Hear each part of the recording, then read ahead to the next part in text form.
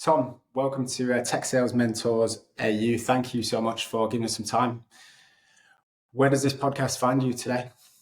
It's sunny today, sunny freshwater in Sydney. And now you've taken the last 10 months or so as a break, your first in 20 odd years in tech. Could you talk about that recent experience and how it's been for you?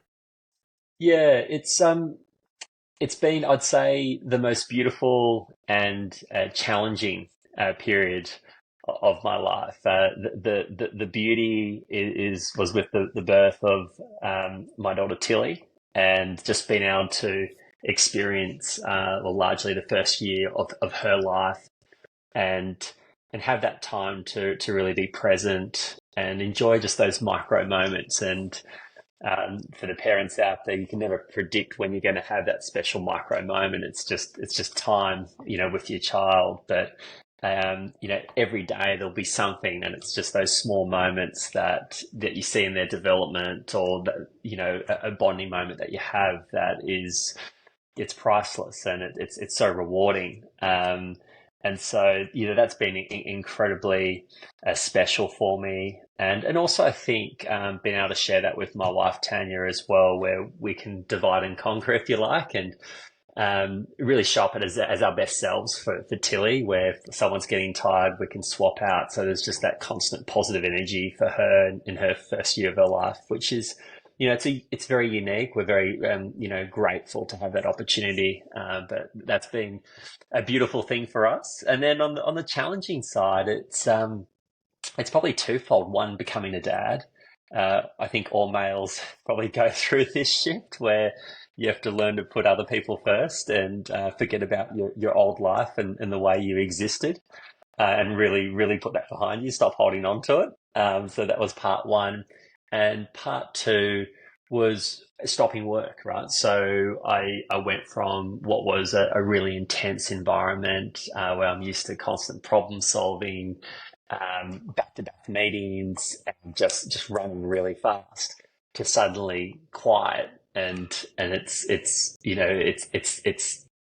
quiet. There's silence, right? There's no one coming to me with problems. There was not a lot of I guess, intellectual stimulation for me.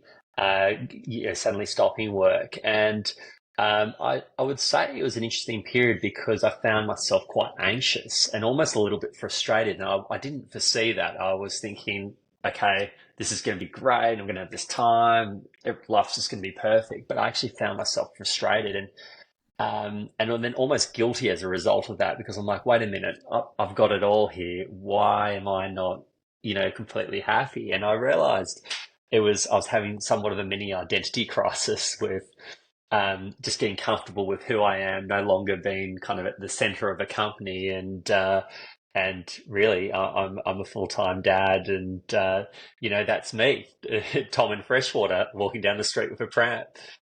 So it was a big adjustment, and one that I hadn't probably seen, or foreseen, what that would look like. But at the same time, that's also been rewarding, having to kind of really confront that head on, and go pretty deep within myself. Talk to me about that realization. How long was it until you were able to switch off and realize these micro moments? And what was it that aided you in that discovery? Yeah, probably, I would say, probably 3 months. I'd say 3 to 4 months.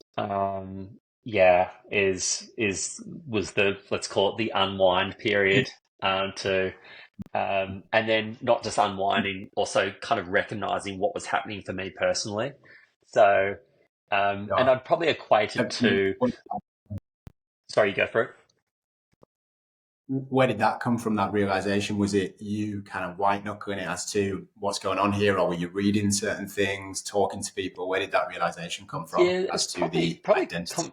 yeah, it's probably chats with my wife, and just I think I was observing, like, she was watching me trying to latch on to these side projects where I was just I was looking for a bone to chew on, basically. And she goes, you just like Yeah. throw myself into like permaculture, which is sustainable farming, and I was like just in that deep, and doing like mini workshops and that sort of thing. And she's like, hey, like we're like, I get you're looking for something to get into, but it's not, that's not the main event. Um, and it was always exercise, but I was just, you could see that I was looking for something to really throw myself at, to probably ease the landing of suddenly going from this intense environment to what is a fairly quiet environment on a day-to-day basis. So yeah, it was probably Tanya who called out or observed my behaviour, and then from there I started to kind of just explore that thinking and chat with a few people, which also helped me round it out, that had been in my shoes, and explained a little bit more of what might be going on for me. Yeah. No doubt, and it sounds like it is an evolutionary principle. You're used to running fast, finding something to be anxious about and something to go and conquer, and find that problem to solve. When you don't have that, you Yeah. find something to be anxious about. In my experience as well, you think that you go sit on the beach and you're going to have the greatest time, and you find Yeah. something to be anxious about. That's just nature, particularly Yeah. relentless people like yourself. So that's why Yeah. I primed this question. I probably set you up for it to an extent. I would have known, looking at your profile, that was going to be a difficult time for you, at least initially. And it's really Yeah. interesting to hear about that, if you've had. Yeah, no, you're spot on, and it definitely was. And I think I'd summarize it as it's almost like you need the intellectual stimulation. That's the bit that boredom's not the right word, because raising a child is not boring. It's beautiful, and it's amazing, and it's different, and they actually open up your eyes to maybe some of the little things you weren't seeing on a day-to-day basis. But it's definitely, I think it's the intellectual stimulation of problem solving and so on that you start to search for a little bit, and can cause a little bit of anxiety when it's not there. So you mentioned this identity that you're aware of. What does that mean for you now, moving into the next role? Because no doubt it'll be a matter of time before you are back in that world. Have Yeah. you learned anything as to how to approach the next business opportunity?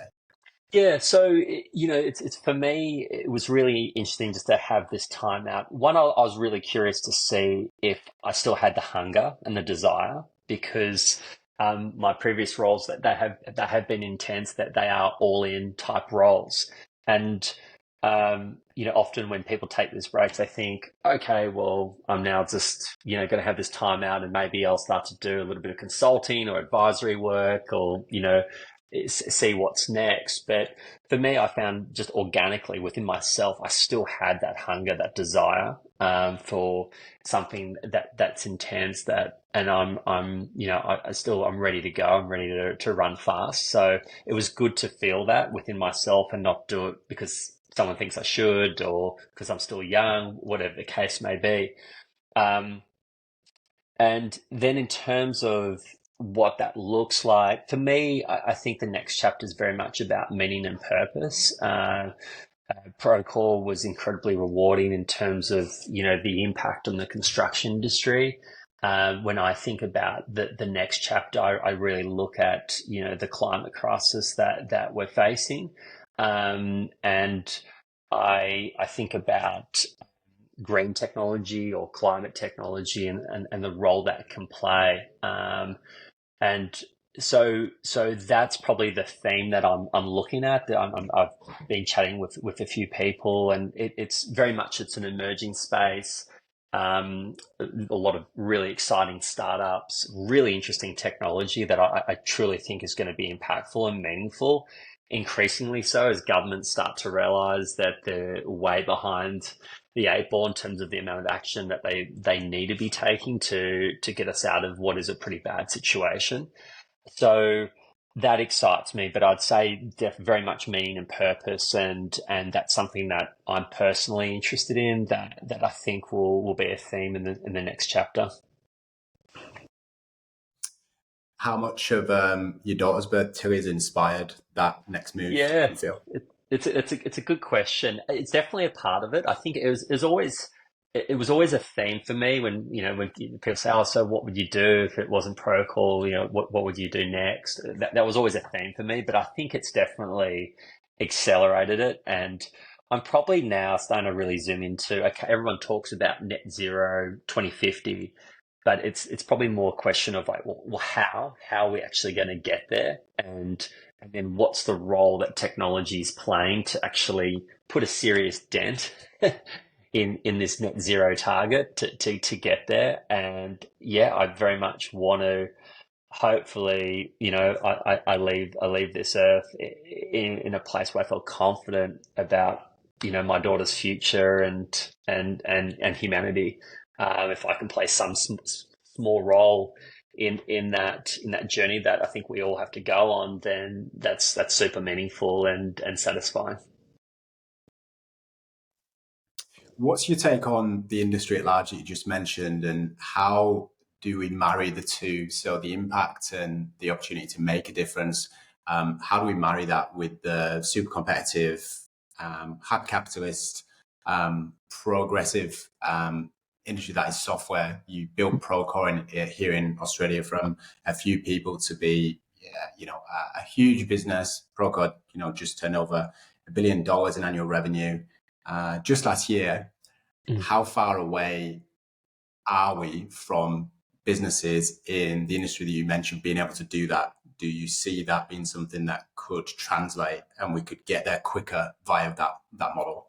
Yeah, it's a really good question. I think to just answer your question outright, I think we're 12 to 14 months off the marrying of, let's call it, SaaS skills, moving into green tech. And I think if you speak with the founders of some of these green tech companies, there is an awareness there that they need to think about scale. They need to accelerate. I think the VCs absolutely have the appetite for growth. To your point, but it's crossing that bridge, and at the same time, these founders, they're small business owners, and it's risk appetite as well, and it's venturing into a world that maybe they don't have a lot of exposure to, where I do, and as do my peers, where we can see the opportunity. If we could marry it up, I think there's an incredible growth journey there for us. And I think the timing is now. I think it's right. It's just how do we build up that appetite and also confidence to see how the two can be married together to really go on a pretty meaningful growth journey. And the sentiment I get is we're probably 12 to 14 months off that kind of next phase of acceleration, where you really see, call it, top talent coming in from, let's say, different backgrounds, like the SaaS industry, that starts to set up that growth journey. And what will likely move the needle most quickly? Is it VC and PE firms realizing the potential gains from investing in these companies? I think so, and I think like there already is quite a lot of investment, but I think it's now, okay. Well, how do we grow these companies from, what might be sub 10, $20 million businesses today to 100 million, billion-dollar businesses tomorrow, and like what does that growth journey look like? And actually really looking at, okay, well, what's the investment that's required? What does the headcount look like? What does the talent look like to facilitate that growth journey? And so it's just stepping out of what is already a successful start, and getting to 10 million is always hard. And so there's a lot to be proud of there, but to truly make an impact, and to deliver the growth that we're talking about, there's a quantum leap that needs to happen. And that's where I think VCs, PE can play a big role in helping place talent and encourage the right talent into those organizations, and help shift the paradigm where everyone feels ready to go on that journey. It's a great point you make about being ready and the SaaS talent. So I speak to people in SaaS sales often, and they'll say, hey, if something comes up in renewables tech, tell me about it. I'm really interested. That's the place I want to be. but there's going to be some time where those people are able to match their earning potential, which is important to people in SaaS, of course, Yep. particularly sales, that industry is going to match that earning potential. And it's whether the opportunity for impact is going to balance out that potential hit, at least in the short term, in compensation. So it'll be interesting to see how that plays out. Do you feel if you were starting a business in that sector and you were the CEO or head of growth, you would be looking to go and find those people and be talking to them about making greater impact and maybe taking a smaller haircut on their compensation if they're able to? Yeah, absolutely. I would. I would be willing to do that, and you're spot on. It's if you think about it from the other side, from the founder's point of view, it's like it's I'd really understand the value, and they might be aware. Okay, we need to think about our sales organization, go to market. But if you're coming from a product or policy background, to suddenly understanding, how do I put together a commercial team? Like, what does this look like? There is quite a big leap there, and truly understanding the value. So you're willing to assign the appropriate budget to attract these people. I think it's got to work both ways, where the SaaS talent are willing to maybe take a small haircut to start in a really new and exciting space that has, I think, a wonderful growth opportunity. And on the flip side, the founders probably also taking a leap of faith as well to invest in talent that they may not completely understand yet, but that can be truly valuable for their organizations. It's an interesting point. Yes, we perhaps take for granted how well SaaS companies look at sales and the sales and marketing budget and sales professionals, and being part of that is just, you don't need to ask a CEO of a SaaS company whether they should be paying salespeople the right amounts. That's right. Like other industries, need some education. Who will play the role of educating those businesses? Is it the place of the incumbent new CRO that could come in and have that advisory? Is it the VCs who will be the job? Yeah, I think it's probably a combination of both. I think ideally CROs that they can play a huge role, particularly if they come from that SaaS background. And I do know of a CRO that's doing exactly that at a climate tech company, where and he said it was quite a big challenge initially. With the C-level and truly getting them across the line on why it matters and why the payback model is significant if you get it right. But then I think it's also on the VCs and private equity companies to push as well on what is the growth story, what does it look like, and how are you going to get there, and also helping because presumably within their portfolio, a lot of them would already have exposure to your traditional SaaS company where the model's proven, and there could be a lot of best practice sharing.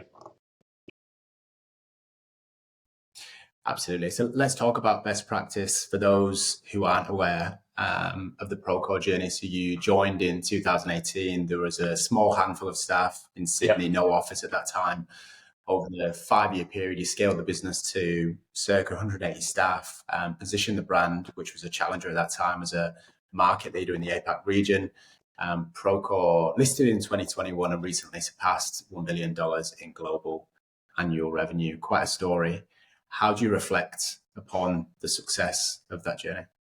Yeah, it was an incredible journey. One I'm very thankful to have gone on. I think to summarize it a little bit, we had a really unique opportunity to make a big impact on the construction industry.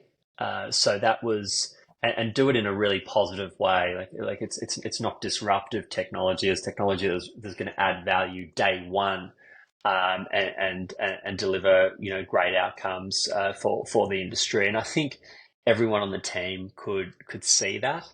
And so that excited the people that were working for Procore and created a real sense of belief that we could make a big difference.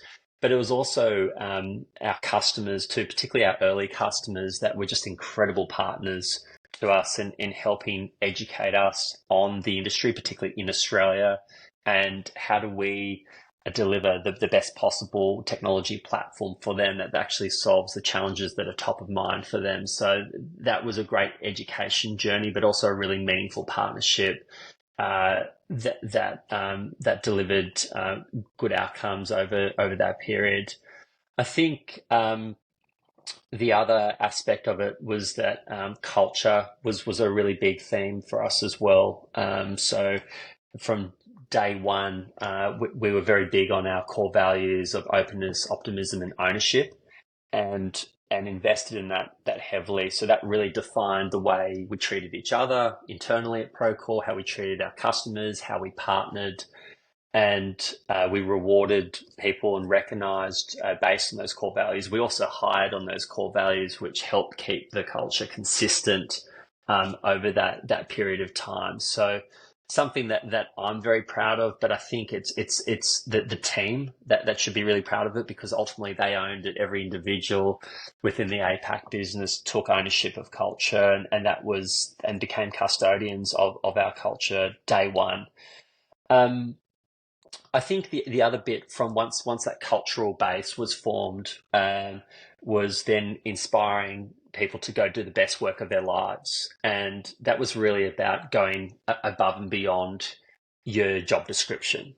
And initially, when you start to talk like that, people are like, yeah, okay, you know, I'll do my best. But when individuals actually go and do it, and you can see how it's impacted a customer experience, or it's improved the go-to-market model, or it's a new use case that the product can meet, and then you highlight and recognize that people see that, they take note of that, and then they want to go to a whole new level within their role, and that created a bit of a tribal effect across the business, which was really exciting, because you're going to have this buzz and this energy, and over the top of that, the impact you're making on the industry. You've got this big task, but it's so meaningful if you can execute on it, and that created this very special environment, and we delivered some really great outcomes in building $100 million business in Australia, really high employee engagement, and great customer satisfaction as well. But I would still bring it back to the people. It's always about the people, and I was very lucky to work with the people I did in region, and it was a pretty special place for that period of time. No doubt. And it sounds like a really high performance culture, a very engaged workforce as well. I understand that was something you actually pulled data from. I know you used to Yep.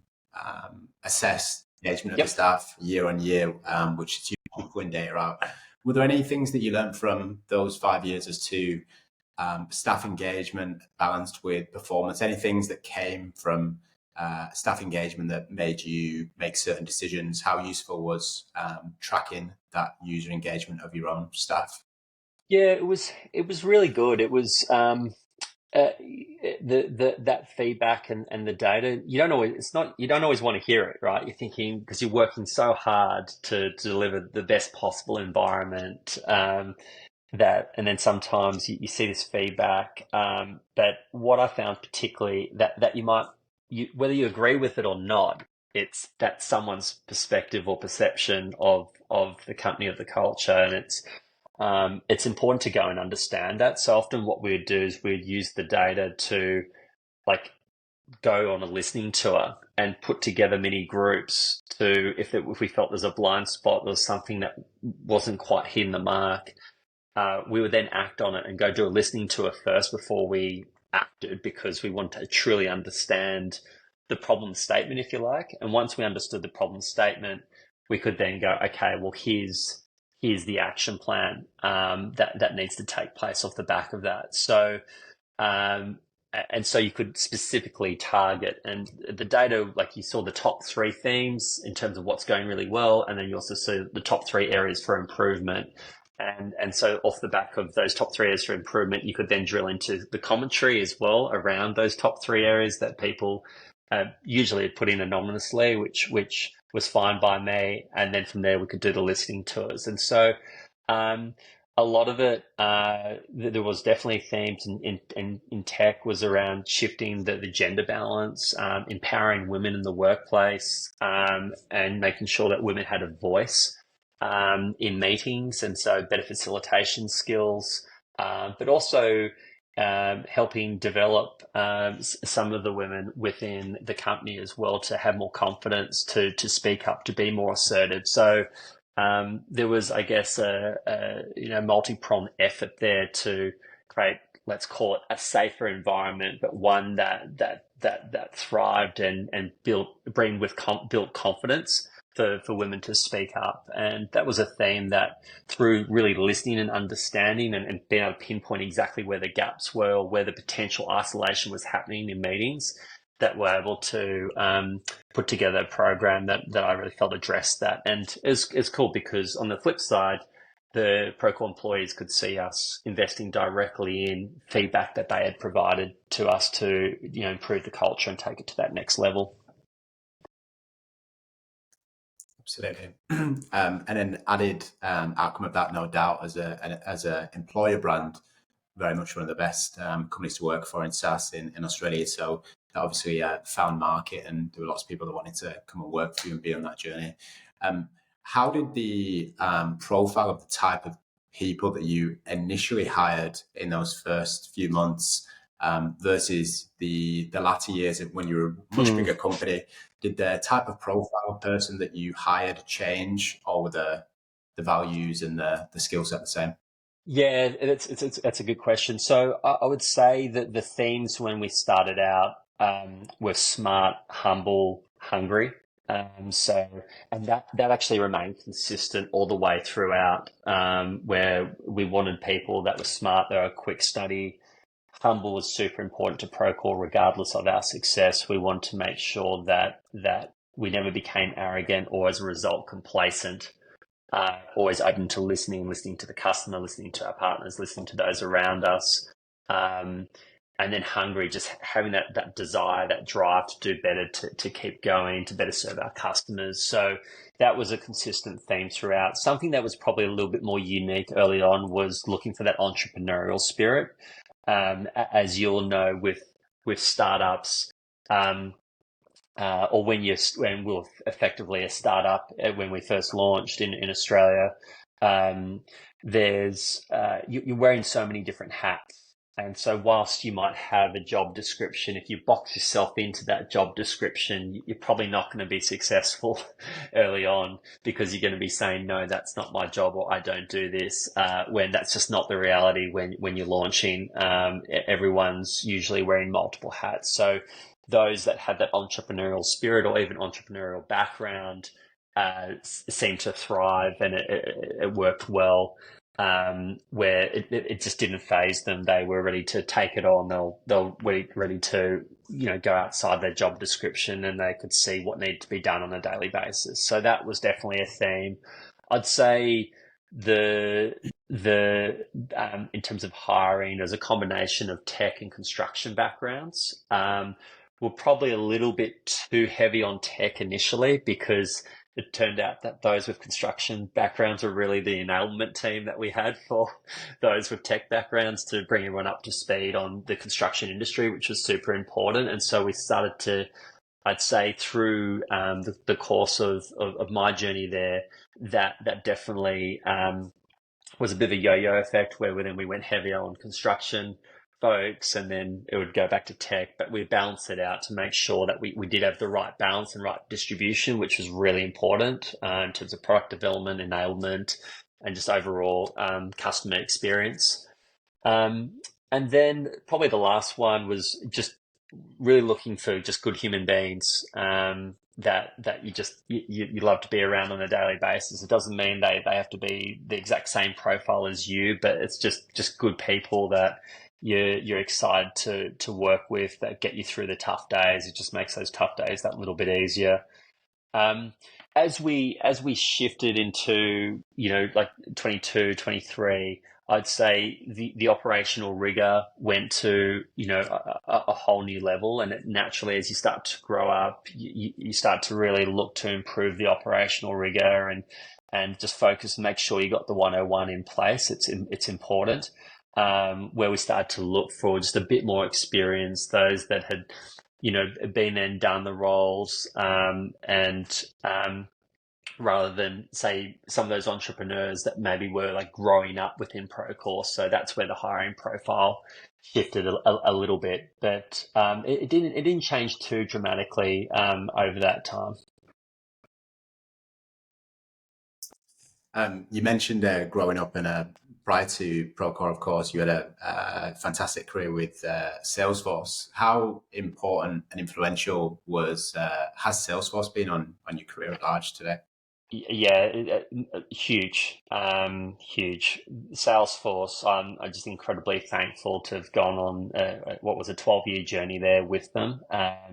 They gave me the B2B SaaS playbook. I think Salesforce had pretty much built the playbook for business to business SaaS companies, and I was very lucky to just have a lot of great mentors at Salesforce as well that not only taught me, I guess, the art of selling, but also, they gave me the management playbook, and then they taught me how to be a great senior leader. There's just a lot of investment in development, learning and development, and then having people around you that had just such incredible careers themselves, had the experience, the knowledge, and were willing to give you their time to help you or help me in this case from, making short-sighted decisions or making some rookie errors. So early on in my leadership journey was really valuable, and it just gave me the fundamentals that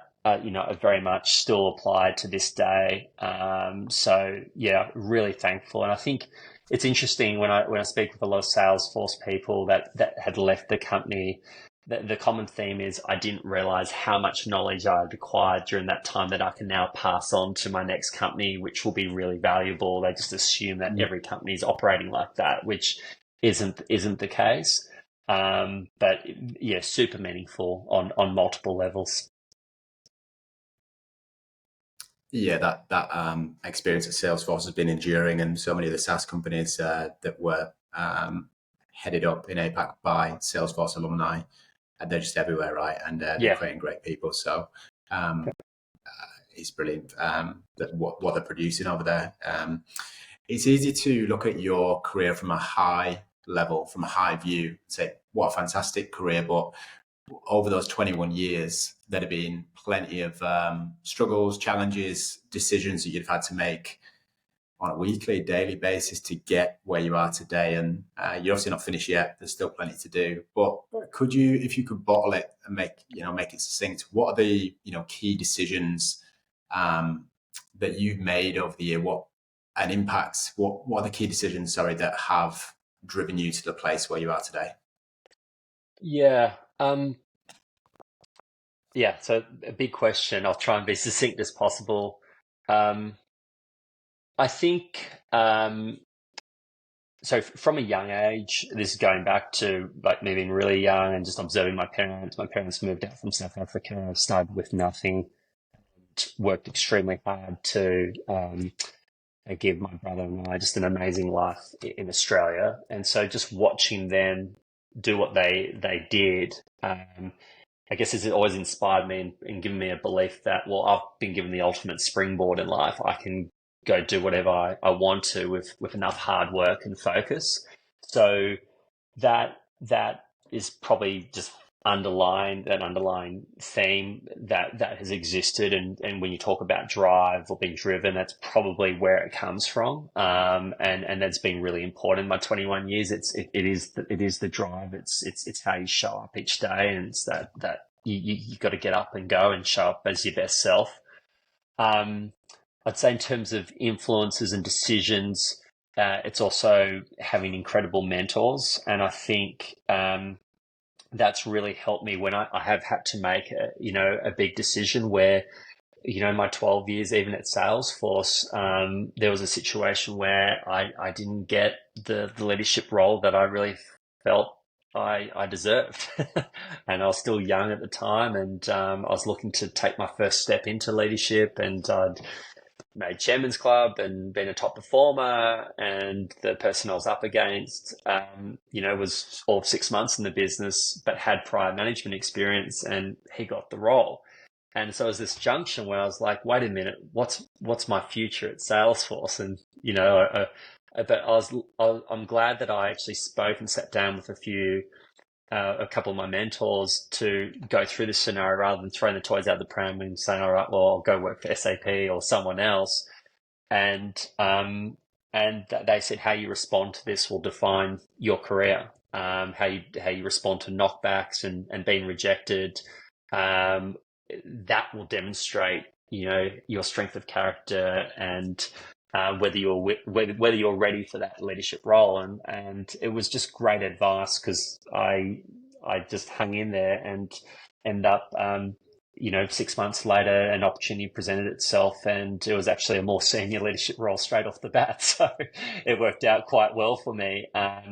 But I would say just having those mentors as a sounding board is so important, and they're not always easy to find, but providing you're willing to make the investment as an individual, it can really serve you well in your career, because it's super important, I think, as an individual contributor, but it's just as important as a leader, where particularly a junior leader, where you don't have all the answers, and you're going to be put in situations where it's difficult conversations or decisions that you have to make, where if you can bounce that off someone that's been there and walked in your shoes, more often than not, they're going to give you great advice that will help you from making a mistake or going down the wrong path. And I've a lot of thanks for my mentors, because I think they helped me accelerate my career at quite a young age and help mature me and put me in the right position. But it was their guidance that was crucial to, I guess, my success.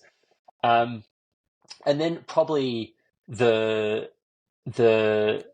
other themes as I think about the last 21 years is just holding yourself to a standard, and really showing up as your best self. And it does take a lot. It takes a lot personally. It's in some ways you've got to be quite selfish to be able to show up as your best self every day, because you always got to put other people first in the workplace. But that does take a toll on your personal life. But I think it's important.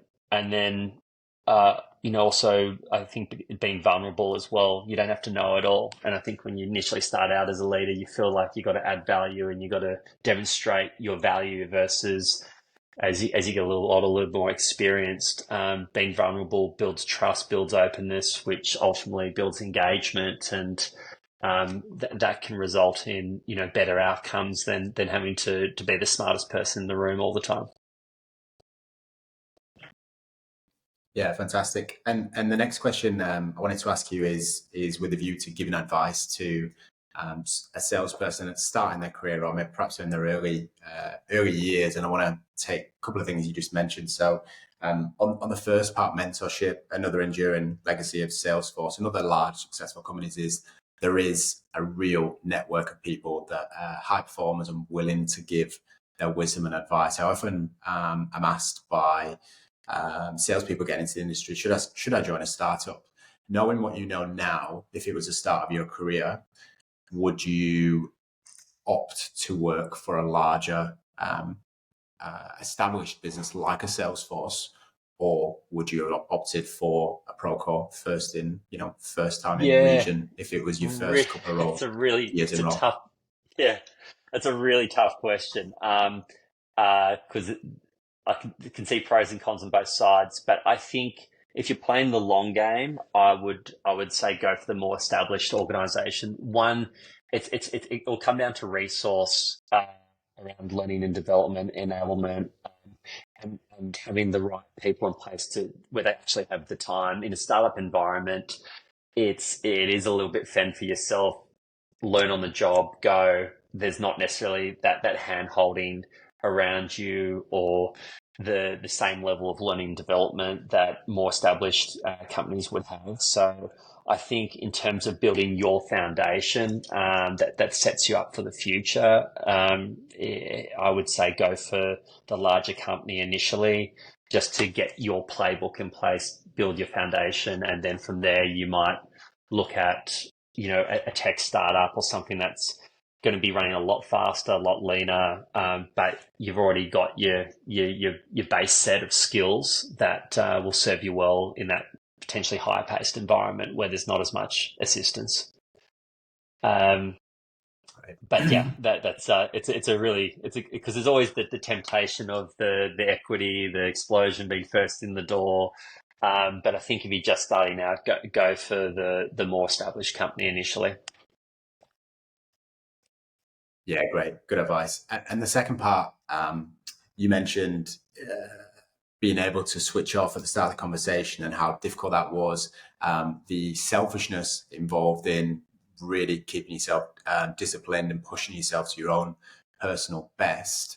When we talk about taking a break, is it something that, like you've done, you build up some currency and then you take a longer period, once you've achieved a certain level of success in the industry? Is it something that you can do more frequently and take small breaks? Do you feel that you do have that opportunity to take your foot off the gas if you want to reach your full potential as a VP in sales?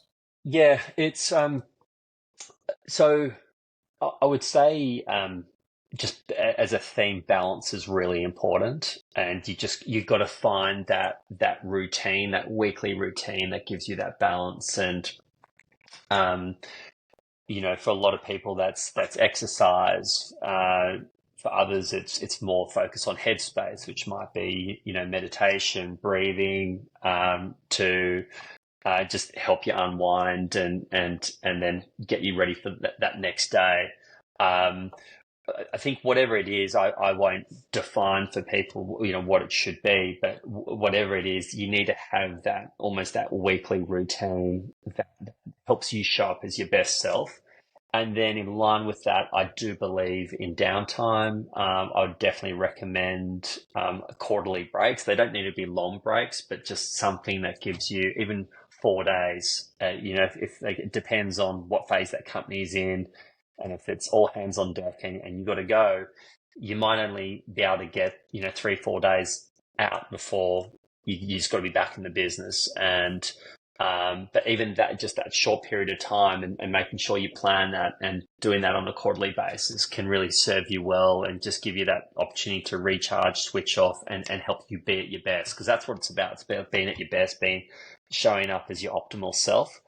And if you're not taking that time out, I think at some point you start to blame the company for your stress, whatever other pressure points you might be facing in your life, when it's actually not the company's fault. That's on you. You got to manage your time, set your boundaries, and figure out what's going to help you be at your best. In terms of taking a big break, I wouldn't recommend that early on in the career. In your career, I think you got to get after it. You got to put the hard yards in to fly high. But I do think, you essentially you earn the right at a certain point where if you just feel deep down you want to take that time out, it might be for a personal event, it might be you feel the need to recharge, whatever the case may be. It could be a tragedy as well. Whatever the case may be, yeah, by all means do that. But I think to answer your question, it's probably more around smaller, regular breaks to keep you fresh, unless you're talking about significant tenure, and then a larger break may be justified. Great advice. Tom, you've been an absolutely fantastic guest, so much wisdom, and you've been really good to us in giving us your time. So thank you very much. It'd be great for all the account executives and sales leaders listening today. And there'll be a lot of people looking forward to seeing your next move. What can we expect from you next over the next 6-12 months, do you expect? Yeah, so it'll be interesting to see where I land, but as I mentioned, I'm excited about the green tech space. So uh, and back to meaning and purpose, it's definitely going to have that. and excited to sink my teeth into that next chapter, and my hope is attract and bring great people on the journey, and go be successful. So, yeah, time will tell, but stay tuned. I am fired up for that next chapter. Really exciting. Wish you all the best, and thank you very much again, Tom. Thanks, Ronjo. Really appreciate your time too.